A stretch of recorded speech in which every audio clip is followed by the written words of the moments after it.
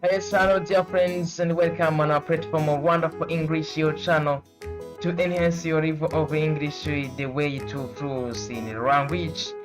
Muraho neza ndetse turabashimiye cyane kwa na wonderful English your channel.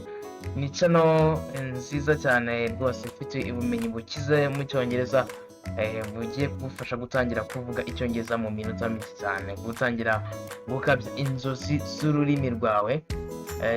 Of course it is on YouTube. Ugomba kujya udukurikirana ukanda subscribe and everything, like and comment.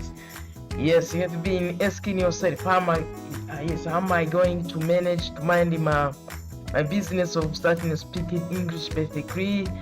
Am I going to be efficient in English pronunciation, conversations, and building my relationship with English speakers? All it is only for this channel, Wonderful English. This is national channel for English. That means out or try to disturb going to other. So this is the platform for to satisfy all your issues. Yes, this is okay. Ni Wonderful English, ngira ngo nkuko mumaze kubibona tugiye kujya twigana Icyongereza mu buryo bushingiye ku muco wacu. Yigisha Icyongereza iyi channel ishingiye ku muco kuri ku bana natives ni abantu bose batavukira nyine mu bihugu bivuga Icyongereza like England, America ndetse wenda n'ahandi. Donc yes, ni urubuga rwiza cyane ugomba kudukurikira nyine ukanda subscribe kuri YouTube kugira ngo ujye ubona amasomo y'ingenzi ndetse y'ingirakamaro yose tuzajya tukugezaho binumvikana video ebyiri kwa buri mutwe w'isomo cyangwa se kuri buri topic. Ya mbere aba ari Icyongereza n'Ikinyarwanda, ndetse none wamara no kwiga Icyongereza n'Ikinyarwanda kugira ngo urusheho gukaza uburyoza, urusheho kumva neza cyangwa se urusheho kwipima kimwe kimeze nk'agasaki channel nuko ari na video ya English gusa izajya igufasha noneho kwipima urebe se ndi kugenda ngana mu Cyongereza. So today what is the tricky today it is the trick. It is very wonderful and useful for you. It is description of people in a respective way. You have it read description of people in a respective way. Yes, this is of course description no gusobanura kuvuga abantu mu buryo nyine bw'icyubahiro, kuvuga ku bantu mu buryo bw'icyubahiro cyangwa se gukoresha amazina yabo bumvikana ariko mu buryo buciye bugufi bwo kwiyubahisha. Menya uko babivuga rero 5 kuri kumwe na Wonderful English. We love you so much. Let's start knowing what it is. What is to use about these titles, Mr., Mrs. and Miss. Gukoresha amagambo y'icyubahiro uvuga ku bantu ni ngombwa cyane. Ni isomo ry'ingenzi cyane kuri wowe kubera ko ntabwo ari ubwa mbere ushobora kuba wumvise ikintu ari mu nama ziri mu rurimi rw'Icyongereza ku maradiyo ahantu hose atandukanye wagiye wumva aya matayito akoreshwa, ndetse na musanzwe ukabikoresha, ariko sometimes cyangwa se rimwe na rimwe ukagenda ukora mu makosa. Now it is your time to correct all of your mistakes for using these titles in order to enhance your perfection in English, in your language. Stay tuned. Then you have to know this is honorific titles. Honorific titles from honor bivuze icyubahiro, then honorific is adjective. Of course uvuga ku bantu mu buryo bw'icyubahiro. Mr. nibyo bivuze ngo bwana byatiriwe no kuri Kiswahili. Mrs. bivuze madame. Miss bivuze madame cyangwa se mademoiselle, hanyuma Miss bivuze mademoiselle n'ubundi bisanzwe twe tukavuga mademoiselle mu Kinyarwanda gisanzwe dukoresha. Number 1 is Mr. bya mbere ni Mr. ari nako biraba hariya biza gusomwa Mr. Then what is Mr.? How to use Mr. efficiently in English? Ni gute dukoresha neza Mr. mu Cyongereza? Ayahe mategeko agenga imikoreshereze y'iri jambo Mr. cyangwa se title y'icyubahiro. Means master or Mr.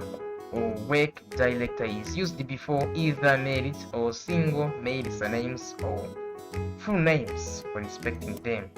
bwana cyangwa se monsieur Faransa ikoreshwa ku mazina y'igitsina gabo mu buryo bw'icyubahiro.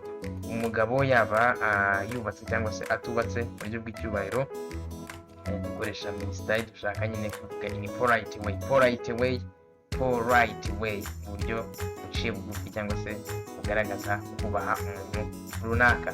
Then some examples have here. Mr. Mwiseneza is a teacher at Muhima Secondary School. Bwana Mwiseneza ni umurezi mu mashuri yisumbuye ya Muhima. So we have next example is Mr. Jameson Mwiseneza has built a good house. Jameson, bwana Mwiseneza Jameson yubatse inzu nziza. Make sure I don't say there is an exception. Hari icyitonderwa gitoya ugomba kwitaho kugira ngo ukoreshe neza iyi titire ya bwana mu Cyongereza cyangwa se ya Mr. Mr. Make sure you don't say Mr. Jameson went to Kigali last week. Ntabwo tuvuga ngo bwana Jameson yagiye Kigali mu cyumweru gishize. Uraza kwibona bwa mbere turi kugusobanurira turakubwira ko dukoresha we use this Mr. for full names or surnames. Ni ku mazina yuzuye cyangwa se ku mazina y'imiryango y'ibita family names cyangwa se izina rya kabiri. Ni ukuvuga ngo aya mazina twita y'amakristo wenda witwa Kwizera Korodi, ntabwo tuzavuga ngo Mr. Korodi only. No, it isn't used in English, but we can use Mr. Korodi Kwizera or Mr. Kwizera. That is how we use Mr. in English. That is an exception you have to pay attention on. Suppose. Second is Mrs. Sound Mrs. is an abbreviation of mistress. An abbreviation of mistress ni impine ya mistress. Mistress ni opposite cyangwa se ikinyuranyo cya Mr. mu Cyongereza, no kuvuga ngo ni woman boss, woman director cyangwa se lady boss. Women must is used before last names or full names of married women is a sign of respect. Madame cyangwa se madame en français, mu gifaransa turavuga ngo madame, ikoreshwa ku bagore, ku bantu nyine bashinze ngo b'abadamu ububaha birumvikana. Naho tugakoresha kuri last names, no kuvuga ngo ni Mrs. Plus cyangwa se Mrs. guteranyaho amazina yabo ya imiryango cyangwa se amazina yabo yombi. Examples cyangwa se ingero, hano dufite Mrs. Candy was in USA Women Army Force. Madamu Candy yahoze mu gisirikare cya Amerika. Next is Mrs. Candy Catherine is an intelligent woman. Madamu Candy Catherine ni umunyabwenge, but don't say Mrs. Catherine is intelligent. Now tuzavuga ngo Mrs. Catherine ni umunyabwenge cyangwa se umugore ujijutse, kubera ko iyi Catherine ni izina ry'Ikristo cyangwa se izina rya kabiri. Twabonye ko dukoresha izina ry'umuryango ndetse cyangwa se amazina yose birumvikana. Next it is Miss. Nayo ni abbreviation ya mistress cyangwa se inyito y'icyubahiro ku bantu b'igitsina gore mistress. Ariko noneho tuvuga Miss, ahangaha turaza kubona ko is used before surnames of females both married and unmarried. It does show marital status. Miss ishobora kuba madamu cyangwa mademoiselle, ikoreshwa iyo utazi niba umuntu yubatse cyangwa se akiri umukobwa. Ni ukuvuga ngo urashaka kuvuga ku muntu ariko utazi neza, ntabwo uzi nimba ari marié cyangwa se ari non marié. Donc iyo utazi neza umuntu w'igitsina gore ariko ushaka kumwubaha ukoresha iyi Miss in English. Ntabwo ujya kuvuga ngo Mrs. cyangwa se kuvuga ngo ibindi tujye kubona byitwa Miss, no, ahubwo uravuga Mrs. utazi uko ahagaze nyine muri marital status cyangwa se mw'irangamiterere. Examples, zimwe mu ngero: I met first Miss Uwase when I was in University of Nairobi. Namenye bwa mbere madamu cyangwa se mademoiselle Uwase ubwo nari mu ishuri rikuru rya Nairobi cyangwa se nyine muri kaminuza ya Nairobi. Kabiri, Miss Uwase Kenneth is a good personal defense. Madame cyangwa se mademoiselle Uwase Kenneth ni umujyanama mwiza. Dose ntabwo uzaza kuvuga ngo Miss Kenneth. Make sure, so wakibaza ngo se bundi giye mvuga nkafata Messi cyangwa se n'izindi titre twamenye nkakurikizaho iri zina rya mbere byatwara iki. So ni ukuvuga ngo ibyo twita ni you look childish, you are not being formal, ntabwo uri kuvuga ururimi nyine rw'umwimerere cyangwa se rwemewe ruri formal. Donc it is better, ni ngombwa gukoresha niba uri muri nk'abanyeshuri ku bizamini ngombwa kuvuga you sound like this, you sound formal. Next, then the last is Miss. Miss also is abbreviation of mistress, nayo ni impine ya mistress cyangwa se inyito y'icyubahiro yo ku gitsina gore. Birumvikana Miss is an honorific title for only unmarried females. It is praised before their surnames or full names.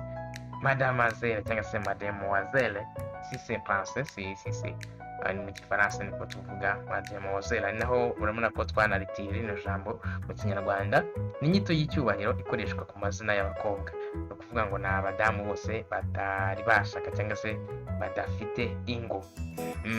Make sure wenda ashobora kuba uvuga se umudamu ashobora kuba wenda yarashatse nyuma akaza akora divorce. Iyo yakoze divorce ku bubizi waza gukoresha ya nyito ye ya mbere twabonye yitwa Mrs, ntabwo uza kumwita Miss akagaruka mu mukobwa. Donc some examples for Miss Mofia Angela plays basketball. Mademoiselle Mofia Angela akina umukino wa basket. Okay. Next, we live next to Miss Mofia's house. Turanye no kwa Mademoiselle Mofia, ariko ntabwo bavuga ngo don't say Miss Angela. Twabibonye ahangaha ntabwo dukoresha ku izina ry'Ikristo, ahubwo dukoresha ku izina ry'umuryango. Titre gatanya izina ry'umuryango birumvikana. Appreciation my people, our friends. Yes, our friends of Rwanda for English, your national channel, your national platform that is destined to take you to fluency in English. Yes, we are eager to share our skills with you. We want you to take you to fluency, to mastering memorization of every content that is going to be uploaded here on our channel. Make sure you subscribe, like and comment. Kuko buri video nyinshi kabisa zigiye kuza ari nyinshi, ni ngombwa ko uba hafi yacu kugira ngo ntihagire nimwe igucika. Video yose dushyizeho aba ari ingenzi mu rugendo rwawe rwo kugira ngo umenye icyongereza, watangire gukora business, utangire kugira nawe inshuti n'abavuga icyongereza. This is global English, this is global English, ururimi rwa mbere rukoreshwa n'abantu benshi ku isi. Niyo mpamvu natwe dushaka ko urumenya kandi mu gihe kitarambiranye. Nakoze cyane kwa natwe.